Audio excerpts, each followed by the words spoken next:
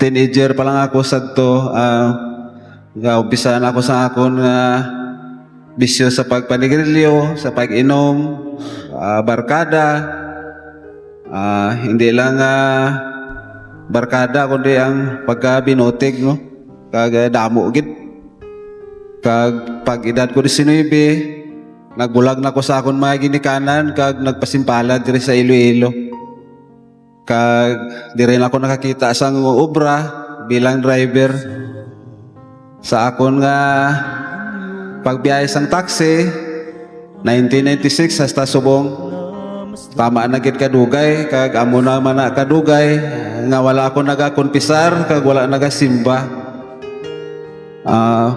Nakita gid sa aton malang Ginoo nga kung ano ako kalaot ginpadala niya ako sang isa ka anghel. Aga sadto sini nga tuig bulan sang Abril may babae nga nagsakay sa akon pakadto sa Iloilo mapadulong sa Ibawan. Ginpamangkot ako kung ano nga estasyon ang akon ginpamatian. Hambal ko miskan ano man lang hambal niya mamati kita sa radyo sa ang Diyos gugma. Kag sa sige na mo nga biyahe pag abot dito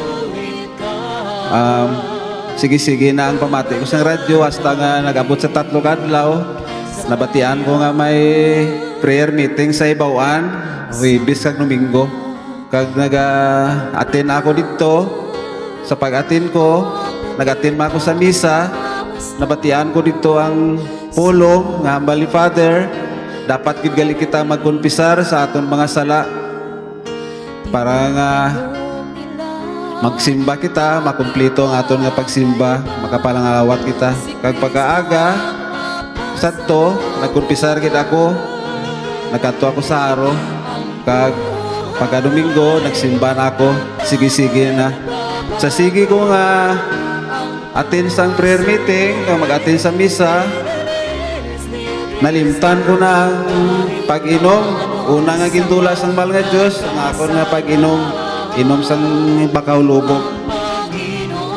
Kag sa padayon ko balik sa mga prayer meeting gapangamuyo gid ako sa Dios nga buligan niya ako nga madulang ako nga pagpanigarilyo kag baguhon niya man akon nga batasan.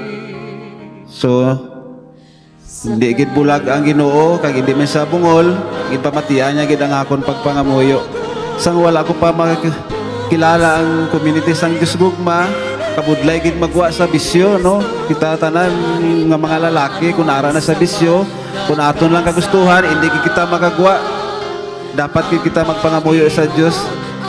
Kag gin-try ko nga untatan ang bisyo sa sulod lang sa kasimana nauntat gid nadula gid gimuligan gid ako sa aton mahal nga Dios.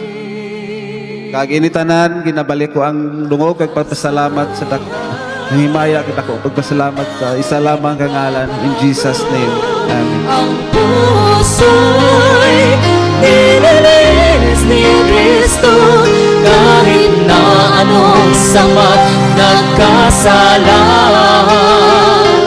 Ang Panginoon ay babaguhin ka kung mananalig, kung mananalig, kung mananalig sa Kanya.